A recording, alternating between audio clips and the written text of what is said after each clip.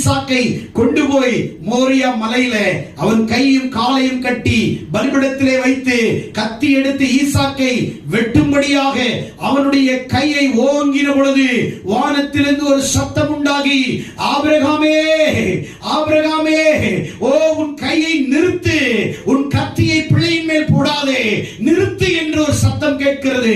யெகோவாவின் இடத்திலிருந்து ஒரு சத்தம் ஏற்கிறது.